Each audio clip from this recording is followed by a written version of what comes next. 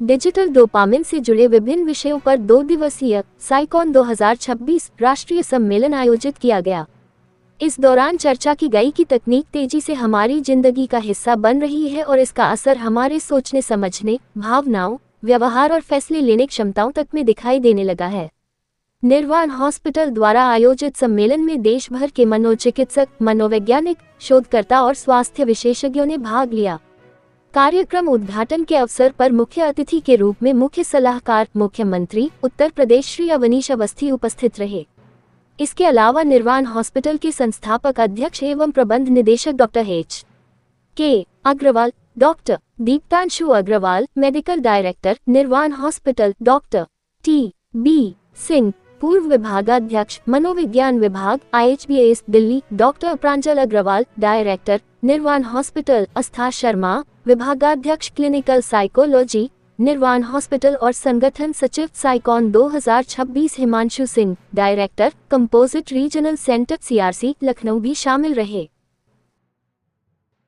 में आप आए हैं, आपने कई महत्वपूर्ण सुझाव भी दिए, क्या कुछ कहेंगे सर इस टॉपिक में? साइकॉन 2026 नेशनल कॉन्फ्रेंस जो यहाँ आयोजित हो रही है, उसके लिए डॉक्टर अग्रवाल, HK अग्रवाल और पूरी उनकी टीम को, निर्वाण हॉस्पिटल को, सभी जो यहाँ एक्सपर्ट्स आए हैं, सबको मैं बधाई देना चाहूँगा।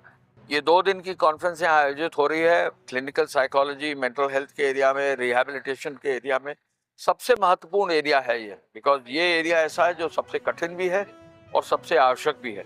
यूथ में हम लोग जो है प्रॉपर काउंसलिंग दे सके और काउंसलिंग के बाद जहाँ भी यूथ को ज़रूरत हो उनको सहयोग दे सके, उनको एक प्रॉपर सिटीजन बना सकें, इस पर बहुत काम करने की आवश्यकता है। मैं डिसेबिलिटी सेक्टर में रहा हूँ, तो जो मेंटल हेल्थ का एरिया है बहुत ही कॉम्प्लिकेटेड है।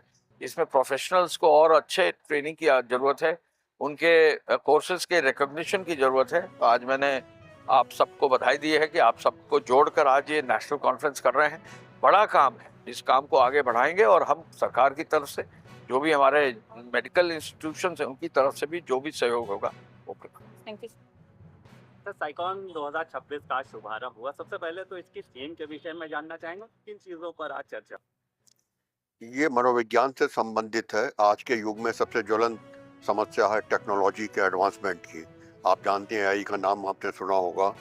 इसके अलावा भी और टेक्नोलॉजिकल एडवांसेस हैं मेडिकल साइंस में, जो स्वास्थ्य में फ़ायदा के साथ साथ नुकसान भी पहुंचा रहे हैं।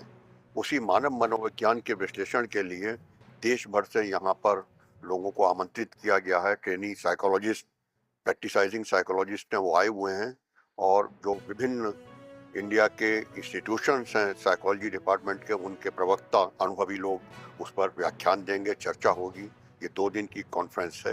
इसमें लगभग 150 के करीब जो शोधार्थी हैं वो भाग ले रहे हैं। तो सर, आज के उद्घाटन समारोह की बात करें तो कौन कौन विशिष्ट अतिथि शामिल हुए उसके विषय? आज श्री अवनीश अवस्थी जी, माननीय मुख्य सलाहकार मुख्यमंत्री जी, यहाँ पर मुख्य अतिथि के रूप में थे। उन्होंने भी अपने उद्बोधन में इसके दुरुपयोग को रोकने के लिए आवश्यक कदम उठाने की सलाह दी और ये कहा कि इसका नशा उन्मूलन में विशेष रूप से प्रयोग करना चाहिए, क्योंकि नशे की समस्या देश और प्रदेश में बहुत भयावह रूप ले चुकी है और इसमें शासन और प्रशासन भी पर्याप्त रूप से गंभीर है, वो पूरी मदद करने के लिए तैयार है। सर, ये जानना चाहेंगे कि आज का टेक्नोलॉजी का युग, टेक्नोलॉजी की सबकी ज़रूरत बन चुकी है, तो किस तरह से उसका यूज़ करते हुए भी उनसे प्रिवेंशन लिया जा सकता है? इन्हीं चीज़ों पर यहाँ पर चर्चा चल रही है। जैसे मोबाइल फ़ोन है, मोबाइल फ़ोन का आप जानते हैं कि उपयोग भी है और दुरुपयोग भी है। विशेष रूप से बच्चों के लिए परिवार में फ़ोन से ही सब कुछ हो जा रहा है, तो अब अध्यापक की ज़रूरत भी नहीं है, सब AI से निकल जा रहा है। तो बच्चों के खेलने का टाइम, पढ़ने का टाइम, मनोरंजन का टाइम, बड़ों से बातचीत करने का, चर्चा करने का समय सब फ़ोन में चला जा रहा है। उसी को किस तरह से रोका जाए, इस पर चर्चा हो रही है।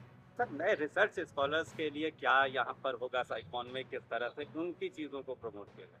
नए रिसर्च स्कॉलर के लिए ये रिसर्च का विषय है कि इस पर किस तरह से हम लोग रोक लगाएं, कैसे काउंसलिंग की जाए, उसको कैसे फिर रोका जाए परिवार में, बच्चों में विशेष रूप से।